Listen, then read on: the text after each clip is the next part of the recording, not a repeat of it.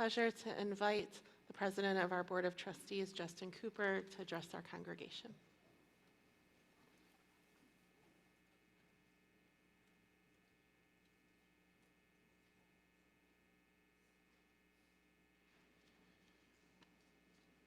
Lashana Tova Tikatevu, a phrase we should all be familiar with by now. It's a phrase I've been spending a lot of time thinking about as we continue to celebrate the high holidays and as we arrive at Yom Kippur. You might know it to mean, may you be inscribed in the book of life.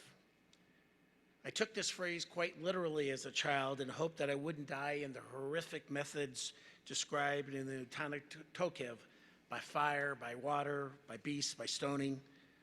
This is pretty frightening stuff for a child and maybe even as an adult. But as I grew older, the concept of free will and the acknowledgement of human frailty softened the story for me. It allowed me some efforts at misdeeds to be forgiven and hopefully not repeated. Like all things, time passes, high holidays come and go, and hopefully as humans, we evolve, our language evolves with us, how we interpret words and blessings change. The interpretation and meaning of changes of these prayers because of our experience, our understanding, and our constant need to understand and have clarification and relevancy of these ancient words. Before we started using this Machzor, Gary Kaplan, a blessed memory, went to the rabbinic assembly and he brought back this updated translation. May you be inscribed for a life well lived.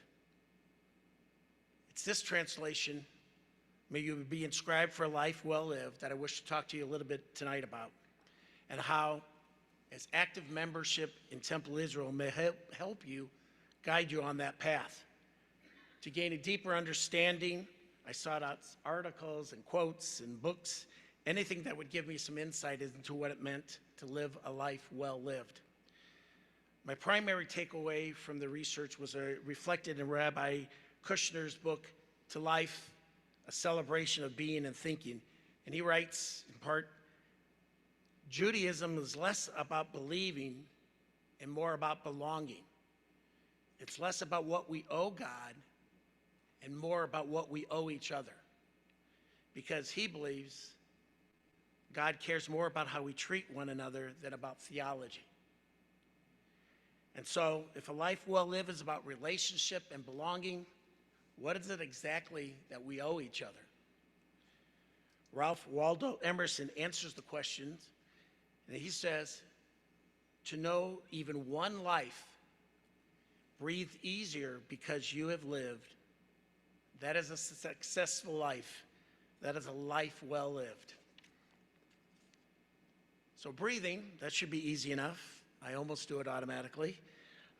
In the next year, how do we make it easier for each other to breathe a little easier with a little less anxiousness, a little less fearfulness? I think one of the many attributes of being together at Temple Israel is empathy and compassion for one another. We need to be there for each other in these times of stress and angst. Let's also be there for one another, not just to listen, and not respond, but to listen and to understand each other. So how do we do this? Maybe it's as simple as Rabbi Berenson makes it seem. She frequently talks on Friday night services about taking a moment to breathe deeply, to center oneself, and then provide the opportunity for others to take a deep breath and become centered. A deep cleansing breath amongst friends that softens the harshness of the outside world for just a few minutes. A breath that includes a helpful hand, a kind word, an empathetic collective sigh, and maybe even a big Rabbi Azrael hug. A breath that tells you, your friends, that they are not alone. We have the capacity to share and tell our friends that they matter.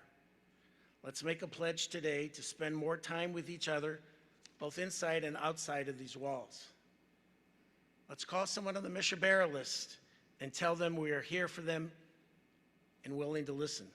Let's do coffee with friends who've become empty nesters, lost a loved one, or going through difficult financial times, or just to re-engage with someone we haven't seen for a while.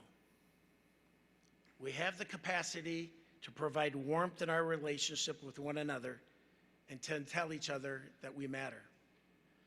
And let's acknowledge that breathing since October 7th of last year has been a lot harder. Synagogues are complex and exceedingly diverse. A healthy synagogue culture embraces and nourishes its leaders and congregants who are self-reflective, transparent, and open to feedback. It encourages a diversity of opinion for new ideas amongst its congregants and their clergy, providing key components for moving together as a sacred community. There's no one recipe for this. There are, however, specific ingredients present when a synagogue is robust. The literature says in the post-pandemic world of the 21st century, we need to be vitality, prosperity, and sustainability. So vitality, we want the community at Temple Israel to be strong and active. We want to see a dynamic congregation, an environment that is vibrant, that is more than just existing. We want everyone who walks into this building to feel energized, spirited, and welcome. So does Temple have vitality? A quick look at the calendar and the programming would tell you that we do. Beyond celebrating the traditional holidays to get more people in the door, there is a smorgasbord of social events and religious events to attend to. There's a group for our toddlers and their parents, our thriving group of 20-somethings, a strong and dedicated Torah study group, a racial justice group, and the revitalization of our school. We've got Rosh Chodesh group, our Holy Smokes, we've got the 6th grade retreat, and this spring, our civil rights trip to the South. We hope that you can breathe easier knowing that we have something for everyone in this building. Prosperity. Is the synagogue thriving? Is it alive with purpose, activity, and energy? Is it flourishing? Does our congregation and our synagogue continue to blossom and grow? Our staff is now complete and comprised of some new faces. And as we settle in with the new staff comes a plethora of new ideas and engaging ideas that become refreshing programs and bring some newcomers into the building.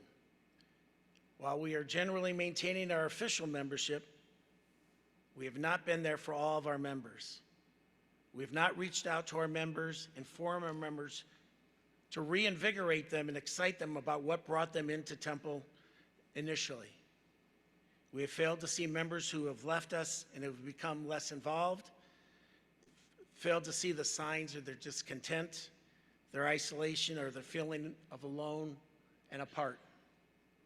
We have failed simply to ask them to join us. We can do better in keeping our friends close and intimate.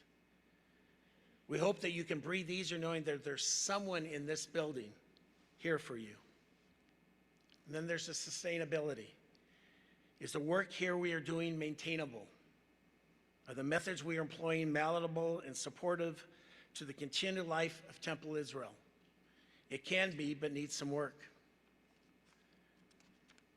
I have to admit that I never truly understood the idea of asking for money on the holiest day of the year. It seems misplaced and, in a sense, wrong to me. We are here to pray. We are here to reflect. We are here to atone. But then it dawned on me, Jews don't generally pray alone. We don't atone for or by ourselves. Rather, we come together generation to generation. We stand in unison. We sit in unison. And yet on this day, in this synagogue, and in this city, our community is more important than ever. Praying together is important. Coming together is important. And so too is the collective support of what we strive to accomplish. As we reflect on the power of community, we recognize that maintaining this sacred space where we pray, we learn, and grow together requires the collective effort of all who call it home. Just as we rely on one another for spiritual and emotional strength, our synagogue relies on the generosity of its members to sustain its programs, its services, and its future. Today, I invite you to consider a contribution, no matter how small or large, to help ensure that the doors continue to be open for all who seek comfort, connection, and faith within these walls. Your support strengthens us all. The reality is that our traditional dues models only covers about half of our expenses. We have gracious benefactors that have given us endowments that have allowed us to stay financially afloat for the past few years. And I simply ask you to look out and check out our new circle of giving that supplements your annual dues.